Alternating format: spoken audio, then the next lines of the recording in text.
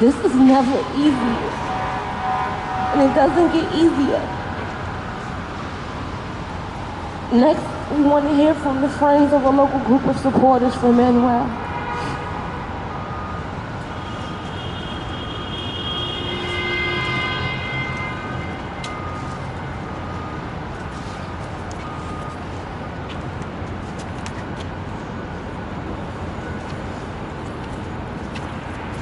Hi everyone, thank you all for being here today in response to the tragic loss of Manuel Luna to the violence of Rikers. Our hearts go out to his family and loved ones. This is Chelsea, Tanya, and I'm Brand. We were some of his friends. We're from a grassroots abolitionist group in the city, Black and Pink, and we knew Manuel by his nickname Panda.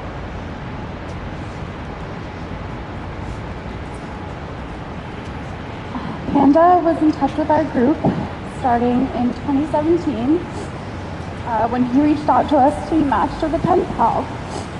We got to know him more throughout 2022 as we made plans for his release from Sing Sing prison.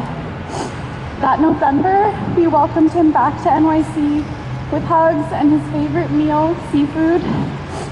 He didn't have a place to call home yet, so we booked him hotel rooms as he navigated the city's underfunded social services and faced barriers that made his simple goals of finding a job and a place to live nearly impossible.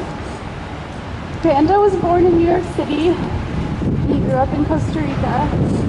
He had an infectious smile, he gave great hugs, and he loved the cold weather. In his pen pal bio, he described himself this way: "I'm a romantic person, always positive. I like to race horses. I love dogs. I'm a pretty boy. I love to cook, and I like to read books about spies. Since I've been in New York City, I haven't had friends like I used to. I'm in jail for robberies, but I'm changing. Before, I was young, ignorant, and never wanted to take advice from people that used to care for me. With this time that I've been in jail, I realized that it's time to grow up and learn from my mistakes. Ain't easy, but I'm doing it." We remember Panda as a sweet and gentle human being. This past summer, some of us took a trip to the beach with Panda.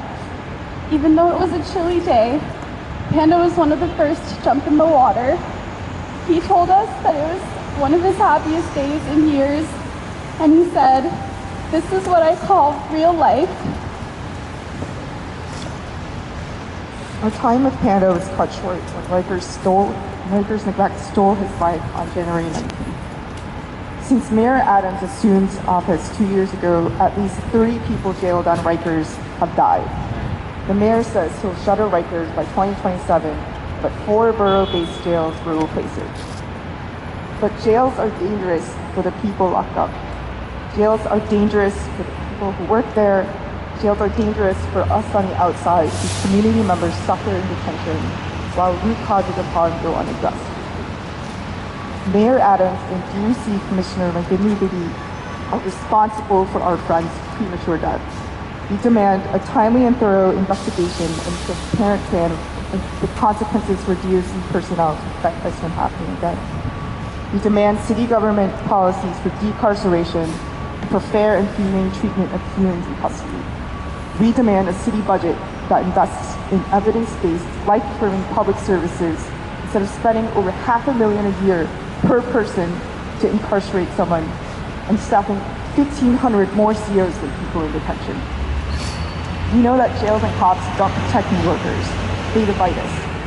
So it's also up to each of us and all of us to build a culture and economy of care and community. Check in on your neighbors, help materially redistribute resources so everyone's needs are met. Get politically educated on the causes of this injustice. Pressure the administration to invest in real solutions like supportive housing and healthcare. Take direct action to local mutual aid work. Together, we can and must keep each other safe.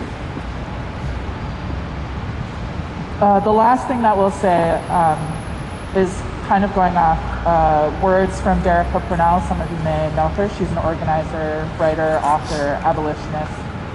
And she basically says there's no justice for the dead.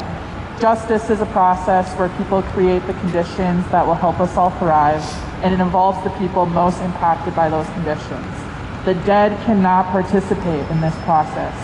We can demand a lot of outcomes, but not justice.